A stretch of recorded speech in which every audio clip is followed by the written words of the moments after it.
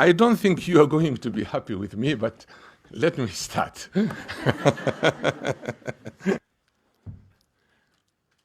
Somalis deny Africanity. They do not want to be identified as African. They want to be Arabs. And the Arabs are pushing them. There's a dilemma here. You see, there's identity crisis here now. I don't have identity crisis. I'm an African, and there are so many Africans in Africa. I don't have identity crisis. You can call me whatever you want. But I have identity. You do not have identity now because the Arabs have refused you. They are telling you, ya Abid. And you're better off to accept me as your brother rather than going to an Arab.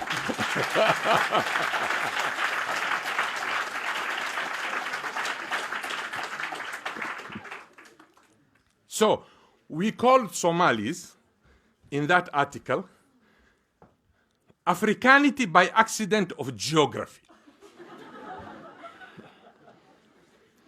This group consists of those who happen to be in Africa without their wish to be there. Individuals who found themselves living in the continent by virtue of circumstances beyond their control. In other words, circumstantial Africans. Members of this group are not pleased to be identified with negritude or blackness, be it by value, ideology, culture, ethnicity, or any other quality except by the accident of being in Africa, of existing on the continent. So, the only time that a Somali nomad or a pastoralist, and I have nothing against nomads, the only time he or she will accept to be an African, or she or he may instantly turn around from Arab to Africa, is if she or he encounters discrimination of identity, denial from that group. And I have seen this in Egypt. I have seen it in Saudi Arabia, and I have seen it in Canada. I'm a Canadian by naturalization. You see? So in Canada, they come to complain. I was teaching at York University in Canada. ورنا على عبودك يا قال والله والله مثل كلا الصع. And I tell them, welcome to the real world.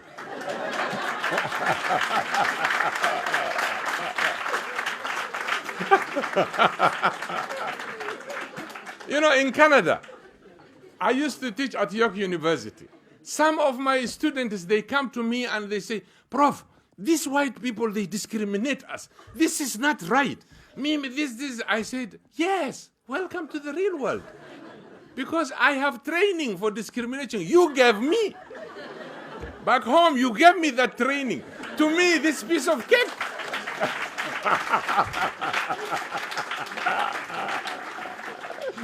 I never felt even single day in Canada that I was discriminated. Never. Because I was already prepared by you guys. As the person who assumes that the purpose of discussion is the pursuit of truth. Now, he continues, such an intellectual is one who attempts to identify problems, reflects on them, and does not shy away from asking hard and unpleasant questions. I didn't shy away, I explained. And who suggests, not imposes, some type of solution to the problem under his or her scrutiny.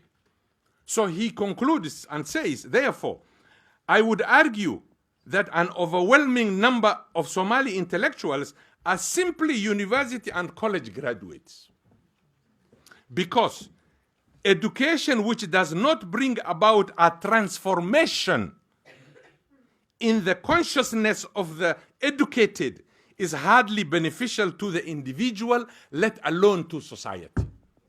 If you are educated and the education is not bringing any transformation in you, you still go back to your tribe. You still go back to the nonsense of calling me, or Adon Batai, Bidda Batai, which I don't understand. You see, but like now I'm not called Adon because I'm a professor. Everybody knows there's a little resource around me. Everybody will come.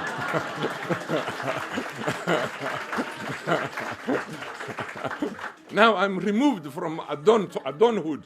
Now, we're Sudan way. I be here Sudan. I'm not Sudan. Adon.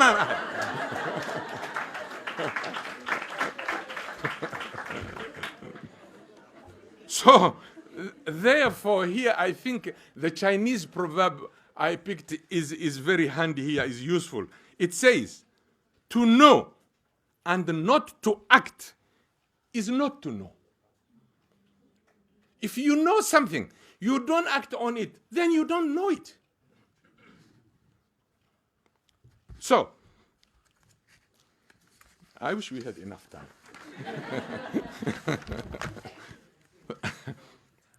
Now, this is where I come to the character, which I think Burhan, most of it he covered. I thank him. It's the first time I met him, and I heard about him and I read, but I never met him. The character of a nomad or a pastoralist is to disdain agriculture. Not only that, to disdain any manual job. They don't want to do anything that involves handwork. How do you progress? How do you develop? You tell me. These missiles that are being sent, this technology that is happening among the Japanese and all this, do you think it came because of Gabai? No. It started with a hand. And now I am doing the handwork. You insult me because of doing the handwork. Kabaha lugu tolay. Borsa lugu sameye. You respect the Italian who makes the shoes and the handbag. But the one who is with you, who's a Somali who makes the shoe, the knife, the metal, you derogatively abuse. Ask yourself, are you intelligent really? We will come to the intelligence. We can live together and we can be diverse.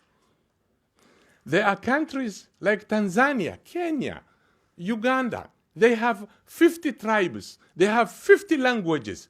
And they are a nation. They are intact. They are together. They are working.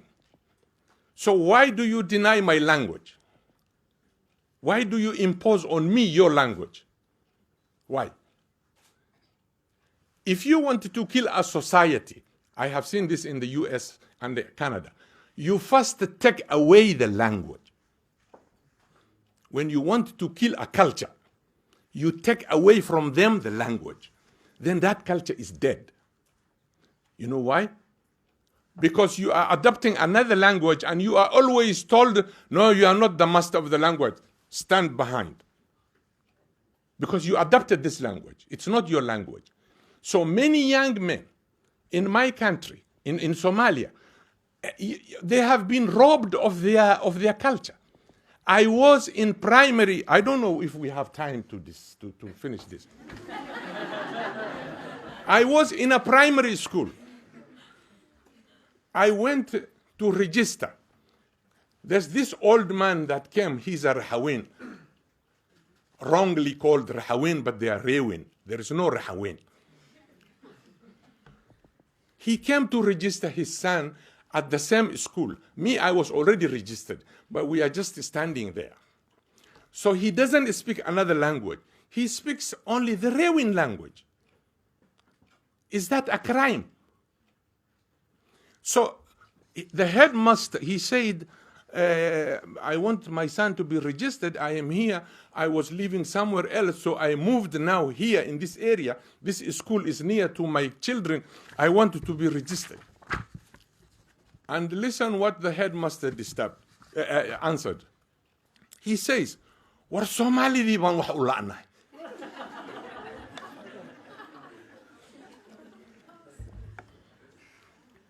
You're laughing now, but what does he feel, this young kid, at that age of 5, 6 years old?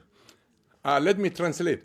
An old man came to register his son in a school that he moved in that area, and the headmaster tells him, because he was speaking a different language. It's a Somali language, but different, but the headmaster didn't understand. Now the headmaster answers the father, look at him. We can't get spaces for Somali children. And he's asking for space. So who is he? Where did he come? He's a Somali. So if I tell you the historical background of what happened to me and what happened to my brother, which he all registered, his book is called Unearthing Apartheid in Somalia. You can't believe. When my brother graduated from primary, all the teachers, all the parents were invited there, and my brother was number 1 in the school. The headmaster was Ustad Abdullah. He was a half Arab. And Ustad Abdullah, then children are given their certificate, they called their name, and the parents are there. My brother was called, and he went to get his certificate because he scored all 100. 100, 100, 100, 100. So the headmaster said, this is the kind of student we want. This is the kind of student who will help tomorrow the country, the whatnot and whatnot. And an old parent stood up and talked to the master and said, war hadda ma waxaadna leedahay caruurteen oo dhan ma addoonkaasaa ka badiyey.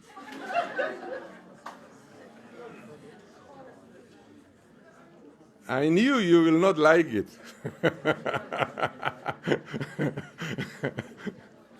You see, my brother scored 100 in every point because I am a Bantu. My brother is a Bantu or a Jarer, whatever you want to call it locally. So a parent from the dominant clan Somali says, he told the headmaster, are you trying to tell us all of our children were defeated by this slave? Because we are considered a slave in Somalia. Not only we, every African Negroid-looking person, if your nose is big, if your hair is kinky, you are a slave.